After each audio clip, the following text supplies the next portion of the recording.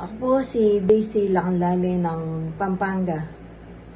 Panahon po ng pandemic nang matuklasan ko ang video sa YouTube kung paano nabuksan ang aking diwa at nalaman ang katotohanan. Panoorin po natin ang video na to ng Mensahero ng Silangan.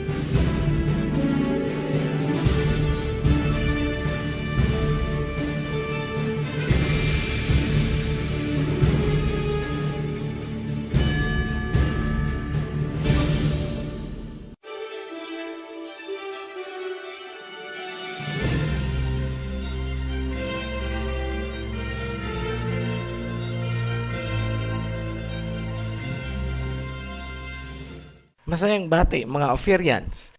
Natutuwa kami dahil nakikita namin na marami na ang namumula tungkol sa mga napapanahong mga isyu. Kami naman ay tuloy-tuloy na maghahatid ng mga kaalaman na kakailanganin ng mga Ophirians sa nalalapit na panahon. Para sa mga new subscribers, welcome po sa ating virtual community. Natapos na natin sa mga nakaraang video ang Gihon River System. Ang parat naman ang ating tatalakayin ngayon.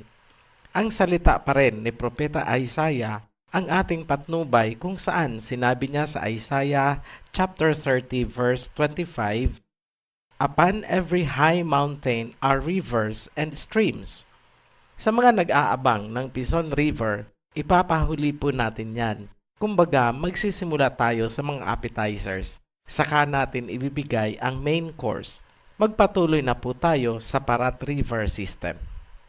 Maraming Bible scholars ang nagsasabi na hindi raw matatagpuan ang Parat dahil walang deskripsyon na binigay ang Biblia. Ngunit hindi po tayo nagpatinag sa mga ganyang pananaw.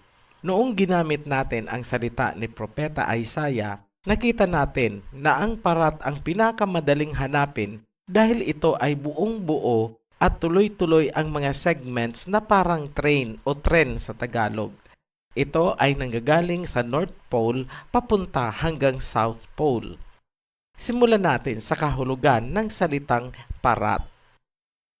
Ayon sa Abarim Publications, ang parat ay nagmula sa Hebrew word na para na ang ibig sabihin ay be fruitful. Kaya ang ibig sabihin ng salitang parat ay fruitful. Yan lang po ang nag-iisang impormasyon na meron tayo tungkol sa Parat River. Dahil sa kahulugan na be fruitful, ipinagpalagay ng mga Bible scholars na ang Parat ay isang maliit na ilog na nagbibigay ng tubig sa Fertile Crescent. Ang tubig daw ng Parat ang nagbibigay ng masaganang ani. Itinuturo nila ang Tigris River bilang parat at ang Euphrates naman ang Hiddekel. Ngunit yan ay ating tinututulan. Para maintindihan ang rason bakit natin yan tinututulan, gagamit po tayo ng catalyst question. Ano ba ang scope ng creation sa Genesis? Ito ba ay hanggang Middle East lang at karatig lugar na itinuturing na cradle of civilization? Hindi ba ang creation ay isang pandaigdigang event o pangyayari? Malamang, sasang-ayon kayo sa Ophirian heritage o sa aming analysis na sinaklaw ng creation ang buong mundo at hindi lamang ang Middle East at karatig lugar na gaya ng Fertile Crescent. Sa madaling salita, ang mga rivers of Genesis ay sumasaklaw sa pandaigdigang distribusyon ng tubig at ecological balance. Naniniwala ang Ophirian heritage na ang parat or be fruitful ay tumutukoy sa isang malaking lupain or tawagin nating kontinente na nagsisilbing sanctuary or breeding ground ng mga hayop at halaman. Ito ay isang tinatawag na Center of Biodiversity. Ang interpretasyon na yan ay ibinase natin sa Biblia. Nasusulat sa Genesis chapter 1. Creation of animals was done on the fifth day. Sa verse 21, mababasa, And Elohim created the great sea monsters and every living creature that creepeth, wherewith the water swarmed after its kind, and every winged fowl after its kind. And Elohim saw that it was good. Verse 22, And Elohim blessed them, saying, Be fruitful and multiply, and fill the waters in the seas, and let fowl multiply in the earth. So, kailangan po nating tandaan na ang sinabi sa verse 22 na be fruitful, ang ibig sabihin ay parat. Pagsama-samahin natin ang mga katangian ng parat at simulan natin itong hanapin. Number 1, ayon pa rin kay Prophet Isaiah, ang rivers ay nasa tuktok ng bundok. Number 2, ayon sa kahulugan ng salitang parat, ito ay be fruitful. Kung pagsasamahin ang number 1 and number 2, lumalabas na ang Parat River System ang maghahatid ng masaganang tubig at sustansya sa isang lupain para sa mga halaman, kahoy at mga hayop. On a global scale, ito ay isang malaking jungle na sanctuary ng diverse wildlife. Tanong, saang panig ba ng mundo matatagpuan ang most fruitful wildlife at jungle? Saan ba ang most abundant flora and fauna? Saan ba ang pinakamaraming species ng hayop na hindi mo basta-basta matatagpuan? Sabi sa Bible, ginawa niya ang mga wild beasts. Kung ang iniisip mo ay ang Amazon jungle dahil sa pelikulang Anaconda, hindi ka nagkakamali. Ang fruitfulness ng Amazon jungle ay nauugnay sa Amazon River. Ito ang pinakamalaking ilog sa mundo ayon sa iniluluwa nitong tubig or volume of water discharge. Ngunit, ang Amazon River ay isang discharge lamang, isang drainage. Ang tinutukoy ng Biblia bilang parat ay ang pinagmumula ng tubig at hindi ang drainage or discharge. Diyan nagkamali ang maraming Bible scholars dahil nakapako ang kanilang paningin sa drainage habang binabaliwala ang source. Pero kung si Propeta Isaiah ang tatanungin, ano sa palagay nyo ang isasagot niya? Saan nanggagaling ang tubig na napupunta sa Amazon jungle? Ang ituturo ni Propeta Isaiah na source of water ay ang Andes Mountain Ranges. Ito ay mula sa Hilagang Silangan or northeastern hanggang sa ibabang dulo ng South America. Sa muli, makikita nyo ang kaibahan ng resulta kung ang sinusunod natin ay ang biblical context. Ang Andes Mountain ay bahagi lamang ng geological structure ng parat na makikita sa ibabaw ng lupa or terrain.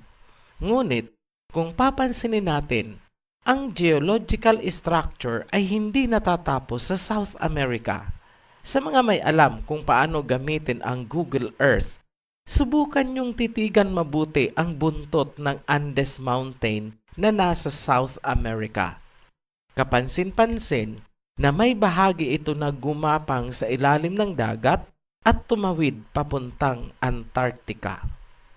Puntahan naman natin ang hilagang bahagi o itaas ng Andes Mountain Ranges. Mapapansin nyo rin na ang geological formation ay umakyat papuntang Central America, North America, hanggang North Pole kung saan naruroon ang ulo nito. Ngunit, bago natin iwanan ang bahagi o segment na nasa South America, magmuni-muni tayo kung talaga bang tumutugma ito sa criteria bilang parat. Gumamit tayo ng mga catalyst questions ulit. Ang tubig ba ay nanggagaling sa bundok ayon sa turo ni Propeta Isaiah? Yes, Ang tubig ng buong South America at Amazon Basin ay nanggagaling sa Andes Mountain Ranges. Ang Andes Mountain ba ay isang water delivery system? Yes. Kung walang Andes Mountain, mamamatay ang Amazon jungle. Katunayan, ang Andes Mountain Ranges ay hindi lamang tagahatid ng tubig dahil sa tuktok ng Andes Mountain ay matatagpuan ang mga nakaimbak na tubig sa pormang yelo. Ang Andes Mountain River System ba ay naging fruitful? Yes, andyan ang Amazon jungle na hindi maitatanggi bilang isang sanctuary of wildlife and biodiversity ng mundo. Huwag pong malilito. Ang bahagi ng Parat River System na nasa South America ay tinawag nating Andes Mountain Range. Ang geologic formation na ito ay nagmumula sa North Pole pababa hanggang sa South Pole at tinawag na Continental Divides of the Americas. Iwanan na po natin ang bahagi ng South America. Umakyat tayo, sundan natin ang geologic formation. Sa Central America, dinaanan nito ang Guatemala, Southwestern Honduras, West Nicaragua, Costa Rica, and Southern Panama. Sa Mexico area naman, dinaanan nito ang Chihuahua, Durango, Zacatecas, Aguascalientes, Jalisco, Guanajuato, Querétaro, Mexico Federal District, Morelos, Puebla, Oaxaca, at Chiapas. Kagaya ng Gihon River System, ang Parat ay may mga subterranean channels din na kagaya ng sistema Sac-Actun na matatagpuan sa Mexico ng Central America. Ang sistema Sac-Actun ang pinakamahabang underground river na may habang 259 kilometers. Sa area naman ng Amerika, United States of America, tumagos ito sa Wyoming kasama ang Yellowstone National Park. Ang Parat sa bahaging ito ay may katangian din na gaya ng sa Gihon. Meron din itong pools and fountains. Marahil, ang pagkakapareho ng kanilang mga katangian ang dahilan kung bakit labis na inilarawan ang Gihon para hindi ito mapagpalit. Sa mga nais ng advanced science studies, iminumungkahi po namin na aralin nyo ang continental drifting theory ni Alfred Wegener kung saan ipinagpalagay niya na ang Africa at South America ay iisa lamang noong panahon ng Pangaea Supercontinent. Kapag naintindihan nyo po kasi ang theory, maiintindihan nyo rin bakit magkapareho ang katangian ni Gihon at saka ni Parat. Hindi po namin yan ididetalye dito para maiwasan po ang pagkalito ng marami. We want to keep this simple as much as possible.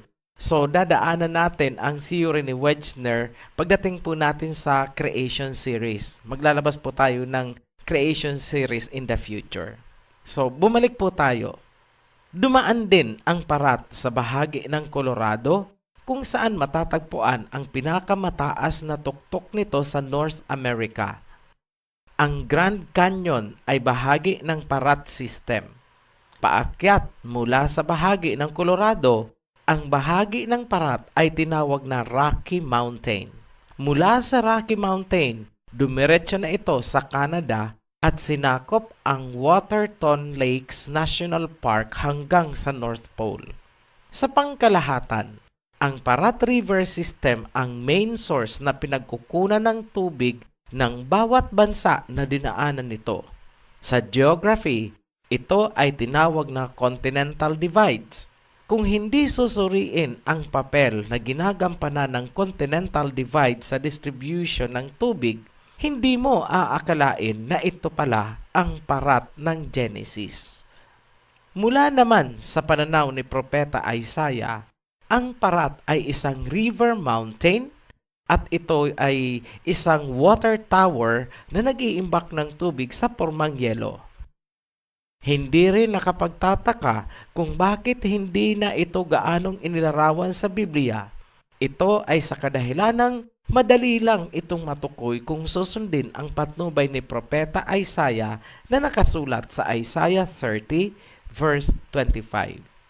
Buo na po ang Parat River System. Sa ating pagbabalik, isusunod naman natin ang Hiddekel. Muli po kaming nagpapasalamat sa mga patuloy na sumusubaybay at tumatangkilik sa ating mga videos.